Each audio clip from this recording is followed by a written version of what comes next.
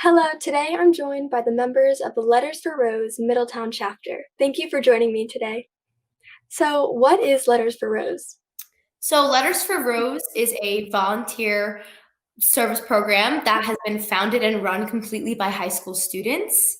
It started in Montclair, New Jersey, with two girls named Layla and Annika, who came up with the idea after they could no longer volunteer at nursing homes because of COVID-19.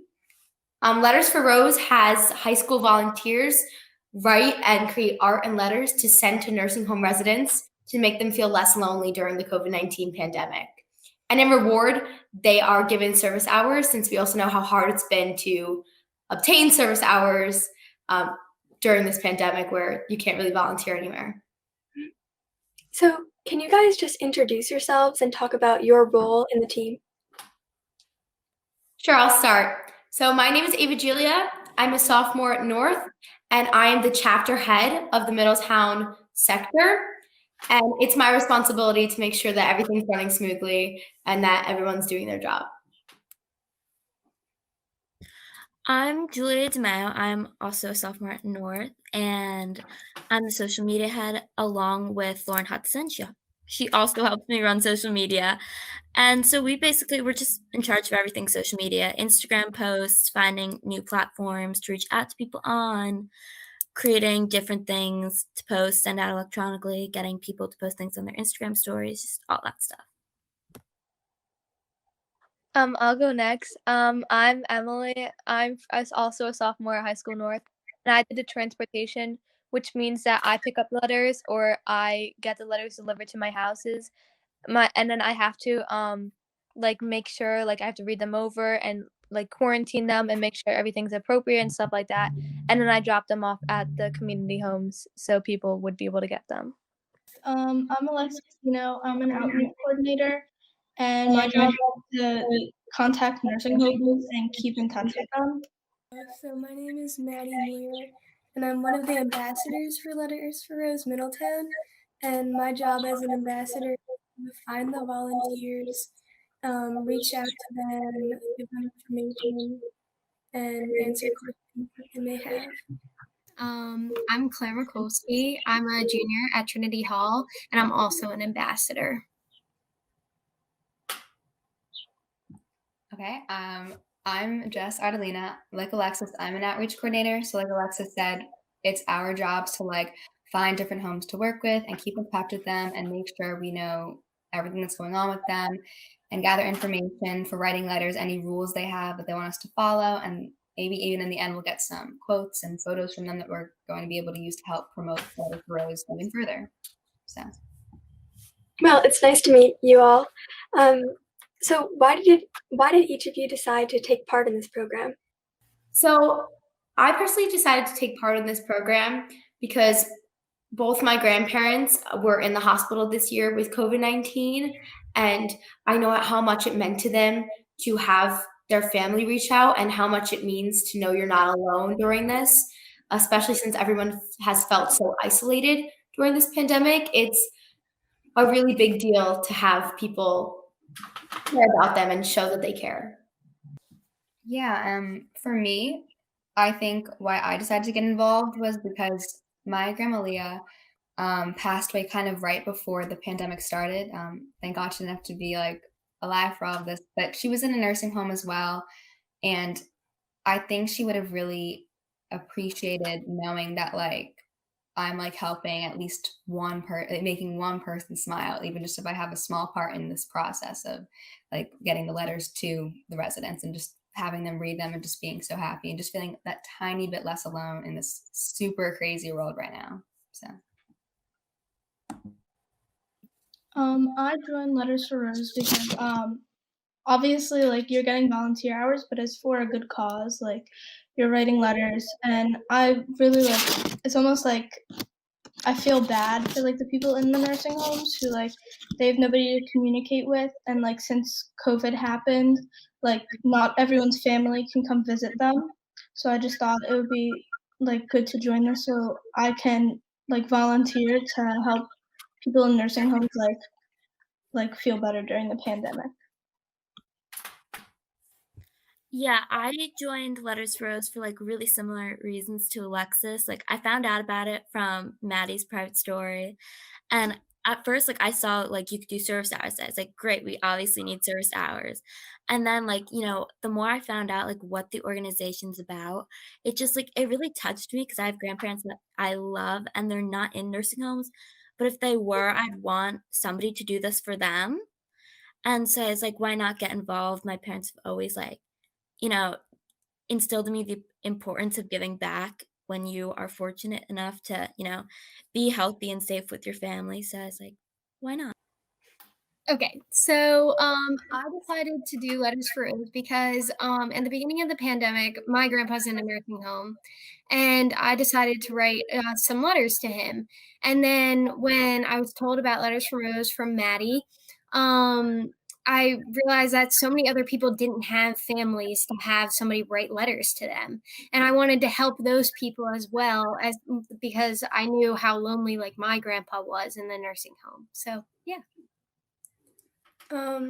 I wanted to get involved in Letters for Rose and try to find people in Middletown who would also want to be involved in this organization because I saw it on social media and I immediately loved the idea of it and I thought it was such like a nice, sweet, like considerate thing to do and I wanted to help out my community because I saw a lot of people doing this across the country and I wanted to involve Middletown. Yeah, like, I actually, like, did, like, what everybody said, like, I just, like, kinda, like, heard about it. I was, like, really shocked, like, to just find out that a lot of people were, like, really lonely in the nursing homes, and I felt really bad for them. So I think this, like, was a good cause for them and stuff that, like, they, like, might feel, like, more appreciated and, like, happier even though nobody can visit them during, like, the pandemic. So, Maddie, were you the one who kind of like got the team together, or how did Yeah, that happen? so basically, I was on TikTok one day and I saw this TikTok from the creators. I believe it was maybe Layla or Annika, I don't remember.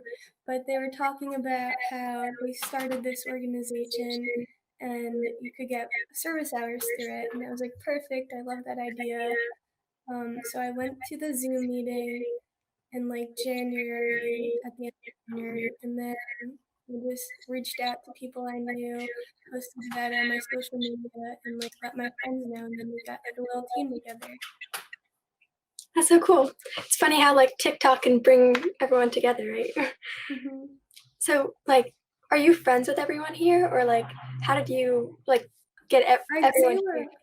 yeah, I said we're all friends now, but we like I was friends with Jules, and I'm also friends with Jess and Alexis and Emily through middle school. But Jules kind of gathered a lot of North people like Ava and Lauren. She's not here right now, but she's my friend, and we go to South together.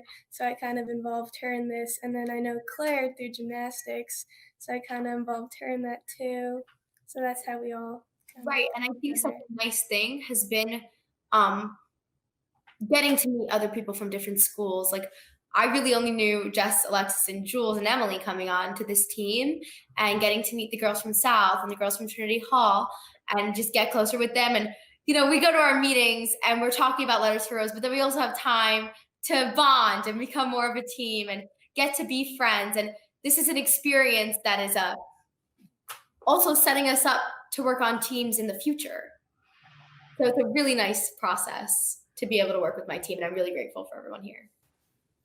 Yeah. So, what have you guys learned from working on this project? I think that we learned that even though we might be getting something in return for doing this, that at the end of the day, I think if we had heard about this and not have been receiving service hours, we still would have done it because even though the hours is what like draws you in, it's just such a nice thing to do. And it just like, I think it touched everyone's heart here. And that's the real reason that we all got involved to like just make someone feel happy. It's so crazy right now. Like it still is so crazy. And just like the fact that we all get to be like a part of this not so crazy process is really cool. Yeah, I was just gonna like build off of what Jess said, like really quick. Like we have to shorten school days, or I don't know if Claire does, but the rest of us do. So we have the time, we're all able to do it. So it's kind of just like, why not, you know? So, what has the time commitment been like doing this program?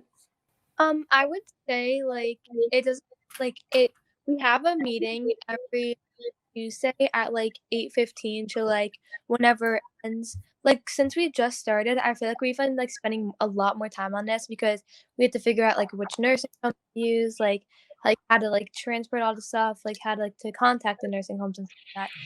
But then I feel like it's like slowly gotten like better to the point where, like we can handle it now. And just like so many of us, I feel helps out a lot and, like, it doesn't spend, like, too much time, but, like, of course, we spend, like, more time and stuff because, like, we want to be, like, perfect and stuff, but, like, it's not, like, messing up, like, any after school schedules, I guess you can say.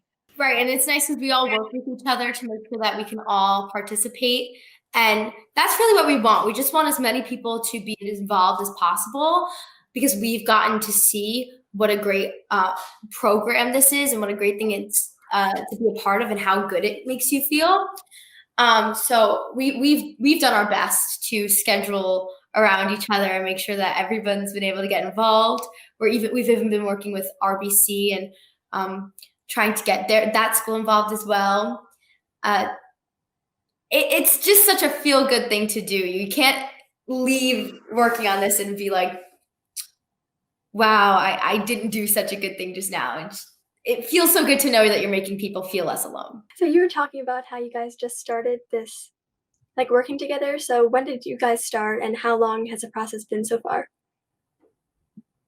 So our Middletown chapter has only been a thing since the beginning of February. Like we all gathered together in the beginning of February, but like the like actual Letters for Rose has been a thing since the summer. So like the summer of 2020. It's like we had to go to an intro meeting, and then we all like formed our group for our town. So that it wasn't a long process, but we started in the beginning of February and we're already like halfway done with round 1. We got together as a team at the beginning of February, but we had to go through a process to officiate our team. Letters for Rose has chapters in over 25 states. So Layla and Annika have this very organized process, not even just to get officiated, but also just running Letters for Rose. And that's where the rounds come into play, where we're only working with one specific nursing home at a time because it's very important to us to have a very organized process. We don't want to make mistakes. And of course, the worst situation that could possibly happen is that an elderly, a resident ends up without a letter, whereas everybody else has a letter. So with rounds, we work with one nursing home at a time. And then once we finish our round, we move on to the next nursing home, and that's considered round 2. Alexis, did you want to say something else about that? I was basically just going to say what Ava was saying, where we work with one nursing home at a time and we go through the process of like finding a new one each round. For round 1, what nursing home did you choose to help out? So we are currently working with Sunrise Senior Living or like the Lincroft nursing home. I was able to get in touch. Alexis and I were having a difficult time at first getting in touch with nursing homes, and not even getting in touch with them, just like getting responses. But they were our 5th nursing home, and there's 2 others that like we're thinking about working with in the future that it's going to work out.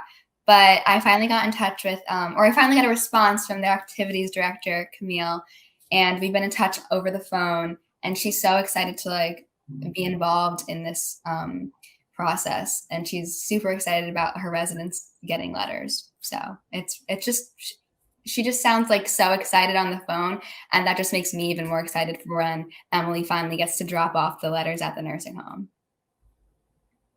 What's that process going to be like dropping all the letters off? So basically, what they want, like since they're like very like COVID safe, I make these boxes for Letters for Rose. So I have one in front of my house, and then there's one in the office at North right now. So basically, I like take the letters, I gather them up, and then I bring them in like one of the boxes, and I have to like usually for some I can just give it to the people, and I can like take pictures of like the them like the elderlies like reading letters and stuff like that. But since like it depends on which nursing home, so this one they want us just to leave the letters like outside, like on a table, and then they'll like try their best to get pictures, but they don't want to like use anybody's faces if like they don't want to be seen on like the internet and stuff. Like they don't want to like invade anybody's privacy.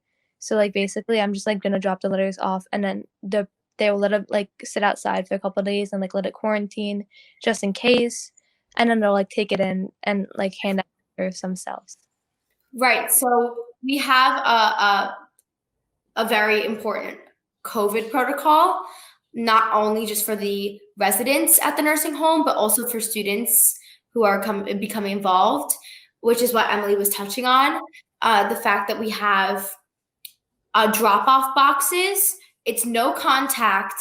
The students will not be touching anything except for their own letters. And once we receive those letters, they will be quarantined. Hopefully Emily will be able to handle them with gloves and be able to disinfect anything she can, of course, without ruining the letters. And then we'll send them in a box to the nursing home where they'll be able to quarantine them as well and make sure that it meets their standards for giving to the residents.